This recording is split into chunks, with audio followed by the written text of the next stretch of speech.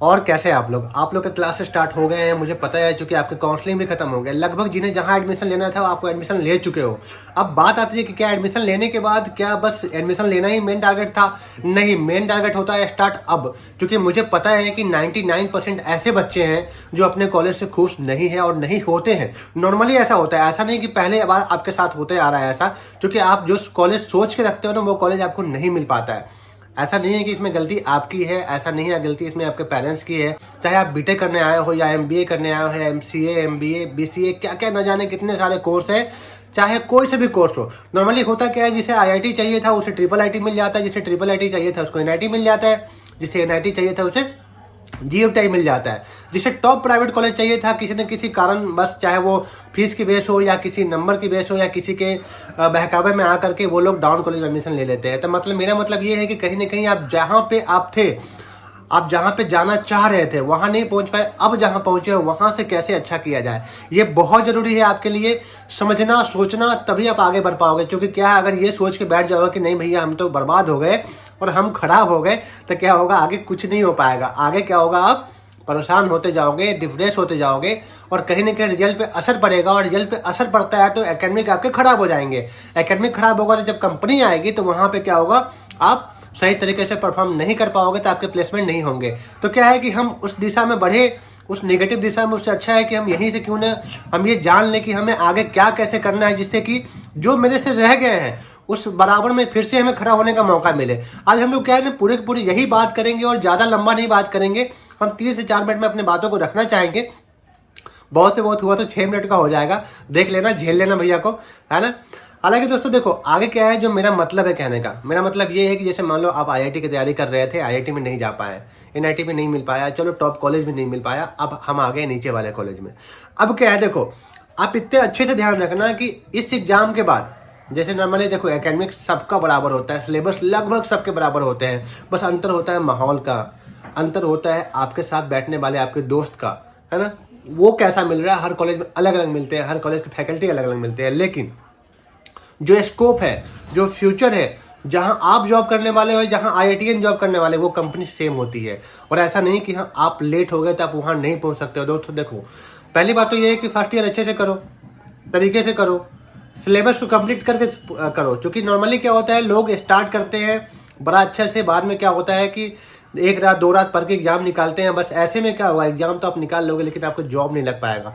तो क्या है ना कि आप कंटिन्यूअसली कंटिन्यू रहना और क्लास तो कंटिन्यू करना ही करना। जो क्लास नहीं करोगे तो मुझे पता है, मेरे जानने वाले या मुझे साथ पढ़ने वाले कितने सारे लोगों ने इस अपॉर्चुनिटी को जो खोया है क्लास नहीं करके। नहीं चाहते कि आप लोग के साथ भी ऐसा हो। और आपको, क्योंकि मेरे टाइम पे समझाने वाला कोई नहीं था, आपके पास तो बहुत ऑप्शन है, बहुत से ऐसे लोग हैं जो आपसे जुड़े हुए हैं, आप उनसे जुड़े हुए हो, उनके बातों को सुनो। या अगर मेरे से ही जुड़े हो तो हम भी जो कह रहे हैं वो आपके लिए कह रहे हैं। ऐसे मेरा कुछ सेल्फ उसमें नहीं छुपा है। देखो दोस्तों, 3rd ईयर में गेट का एग्जाम होता है। गेट के एग्जाम के द्वारा आप क्या करते हो, आईआईटी वालों, जैसे कोई आईआईटी दिल्ली में है या आईआईटी मुंबई में है ना, वो भी गेट के एग्जाम में उसको सेम क्वेश्चन मिलता है उनको। ऐसा नहीं कि हाँ आप अगर किसी लोएस्ट कॉलेज में हो तो आपको अलग क्वेश्चन अलग कैटेगरी में रखा जाएगा। मेरा मतलब ये है कि अगर आप मेहनत करते हो तो आप उस पोजीशन पे उनके बराबर में आपको बैठने के लिए एक बार फिर से मौका दिया जाएगा। और जो गलती आपसे अभी हुई है आप उसे सुधार सकते हो उस टाइम पे। मेरा मतलब ये है कि आप जो नहीं कर पाए हो ना, आपको करने के लिए फिर से एक बार मौका मिलेगा। मतलब मेरा मतलब ये है कि आप ऐसा मत सोचो कि हाँ एक बार छूट गया तो कहानी खत्म हो गई। कहानी खत्म नहीं हुई। अगर आप में स्ट्रेंथ है, आप में वो जज्बा है, तो आप फिर से जाओ ना, आप करो, उसके बराबर में आओ, आप करो, क्वालिफाई करो गेट, आप करो, आप एमटेक करो अच्छे कॉलेज से। क्योंकि आपको पता है कि गेट में अच्छा मार्क्स आया तो डायरेक्ट बहुत सारी कंपनियां ऐसे हैं जहां से कि आपको बहुत से कॉल आते हैं, बहुत डायरेक्ट जॉब ऑफर होते हैं। तो वो भी मौका आपके पास हो सकते हैं। साथ में क्या है कि आप कोक्यूप्स है, लिटमस वगैरह है ना, इस टाइप के बहुत सारे एग्जाम होते हैं जिसमें अगर आप अच्छा मार्क्स ले आते हो, ये सब प्राइवेट होता है, इसके द्वारा भी आपको अच्छे से अच्छे कंपनी में आप पहुंच सकते हो। साथ में क्या प्लेसमेंट की क्या प्रोसेस है, उसके लिए मेरे ऑलरेडी एक वीडियो बने पड़े हैं, है ना, तो आपको कंफ्यूज नहीं होना, वहां देख लेना कैसे कैसे क्या कहानी होती है। लेकिन दोस्तों क्या है ना, बहुत कुछ कहना चाह रहा था लेकिन वीडियो लंबा ना हो जाए। हालांकि जो मैं कहना चाह रहा था आप वो लगभग समझ चुके हो। अब जो जहाँ पे हो वहीं से अच्छा करो। और ऐसा नहीं कि हाँ आपके शहर का जो टॉप कॉलेज उसमें आप अगर नहीं हो तो आपको फिर मौका नहीं मिलेगा उनके बराबर में बैठने का। आपको पता है कि मौका आपको मिलने वाला है और बराबर का मौका मिलने वाला है।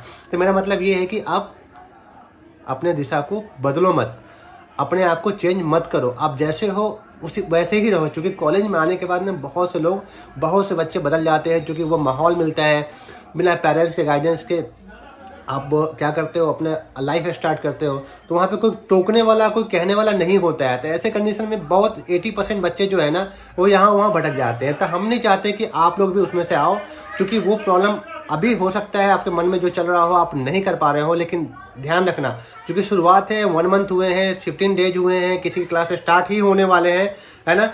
तो क्या है ना कि एक तो आपको पता है ना, फिर से कोविड कहानी स्टार्ट होने वाली है, तो क्लास तो कर ही लो, क्लास का मज़ा अलग होता है ना। और जो हॉस्टल में हो, हॉस्टल वाले भाई लेट नाइट मत जगा करो, क्योंकि आज आदत हो जाएगी, कल होकर क्या होगा, जब हॉस्टल छोड़ दोगे तो फिर आप जग नहीं पाओगे, और क्या होगा, आप क्लास बंक करना स्टार्ट कर दोगे। तो थैंक यू सो मच, ऐसे ही बने रहे, ऐसे जुड़े रहे, और ऐसे ही अपने, अभी आप चूँकि आप कॉलेज में जा चुके हो, तो अपने दोस्तों के साथ वीडियो शेयर करो, जिससे कि मुझे सपोर्ट मिले। Thank you so much.